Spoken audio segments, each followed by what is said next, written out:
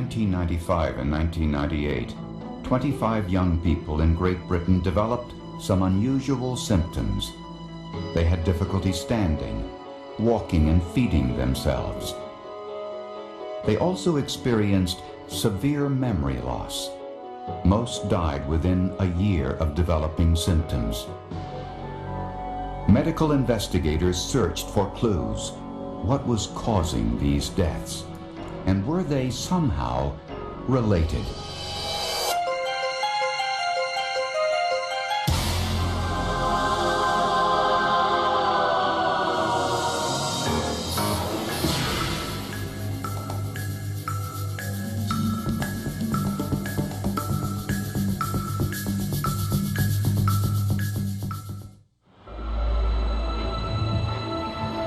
The small town of Devizes, England, dates back to the 17th century.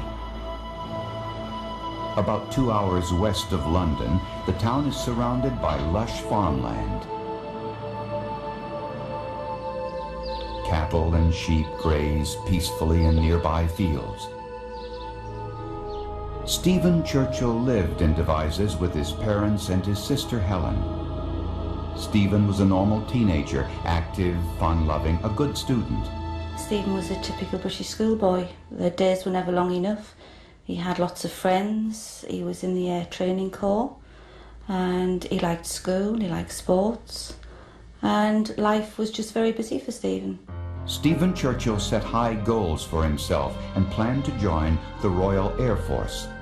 But in July of 1994, he began to show signs of depression. He was distracted, confused, and had problems remembering things.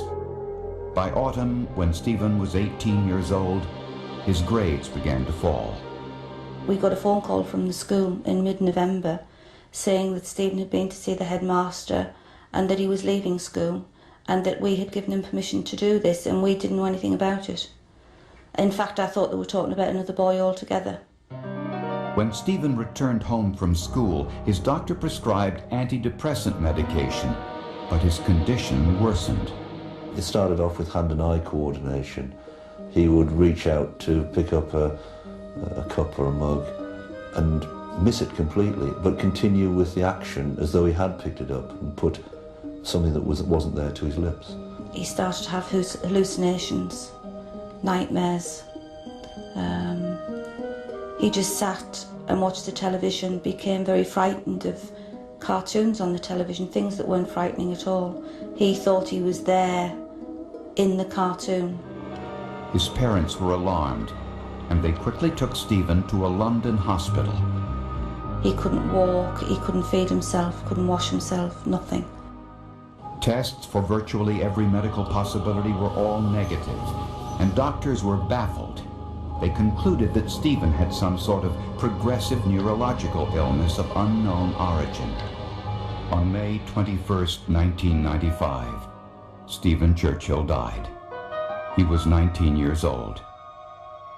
In the midst of their grief, the Churchills were shocked when they heard the results of their son's autopsy. Stephen had died of Creutzfeldt-Jakob disease, or CJD. It's an extremely rare disease that causes tiny holes to form in the brain. It usually strikes the elderly and is always fatal. Stephen Churchill was one of the youngest known victims of the disease. We couldn't understand why a young boy who'd been fit and well had died of a disease of the elderly. Just didn't make sense. And it didn't make sense to medical investigators. When Stephen Churchill died of CJD, a neurological illness which usually strikes the elderly, doctors were alarmed. Not long afterwards in London, a 16-year-old girl developed the same symptoms. And there was a similar case about 100 miles away in Harpenden. Mike and Penny Sinnott's daughter started to behave differently. 22-year-old Nina was a beautiful, vivacious young woman who had just graduated from Manchester University. She had one of these smiles that would go from ear to ear when she laughed. Shortly after graduation, Nina displayed signs of depression. That was certainly not like Nina, and I think it's at that stage we realised that perhaps there was something not normal with Nina itself. She would start to forget things, forget who'd phoned, forget where she'd written things down. Nina's physical condition also deteriorated, and she underwent tests at the Royal Free Hospital in London. One day I put my head round the door of one of the doctors and just said, I know that Nina's had a lot of tests. Have you had any results back yet? He said, well, everything's negative. There's nothing that's come up positive. And I said, well, what does that mean? What do you think it is? And he said, well, he said we're looking at, could probably be CJD, AIDS we're talking about. And I hadn't actually been prepared for that at that time. Sat down and said, are you telling me that my daughter's going to die? And he said, well, probably yes. Well, I do recall one day when I was nursing her at home, and she turned to me and just said, Dad, I'm going to die, haven't I? How the hell do you tell your child that? Answer that question to your child. 9 months after first developing symptoms, Nina died. It was the bravery of Nina, and she tried to maintain a smile through it all. I think that's the memory that lives with me.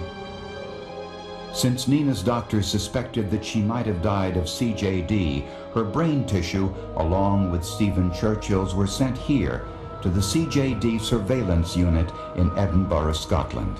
When I saw something different down the microscope, it was very striking and very surprising, and then I immediately began to think of, why is this different? Have I missed this before? Have I not noticed it before? Dr. Ironside had examined over 200 cases of CJD, but he'd never seen anything like this before. These brain samples were filled with plaque or fatty deposits, and the brain tissue surrounding the plaque was almost completely destroyed. One of Dr. Ironside's colleagues called the slides the most terrifying thing he had ever seen. Dr. Ironside noticed cellular changes in the brain, which meant this was a new form of CJD, one they called new variant CJD, but they weren't sure what caused it. Within months, there were even more cases. The CJD surveillance unit interviewed all of the victims' families using a 22-page questionnaire. They asked about diet, travel habits, occupation, anything that might shed some light on this new illness. According to the survey, all were young and fell ill within a short time of one another. They were from all over Great Britain and not clustered in any one geographic location. For most, the first symptoms included depression and memory loss. Can you tell me what date it is? I don't know. You don't know. The patients had difficulty walking, standing, and even feeding themselves. It's a ghastly illness. It's absolutely horrific. I think it's extremely difficult for families to watch someone that they love going through this. It's a very brutal illness. Scientists realized that the physical symptoms of new variant CJD were similar to a disease which was striking cows in Great Britain. Farmers called it mad cow disease. The medical term is bovine spongiform encephalopathy, or BSE. It's a fatal disease that first broke out on this farm in England in 1985. Scientists don't know what's causing it or where it came from, but they are worried. The cattle are hyperexcitable. They react more strongly to light and sound and sudden movements, where they'll become more in a panic stage. They too have trouble getting up, have difficulty walking.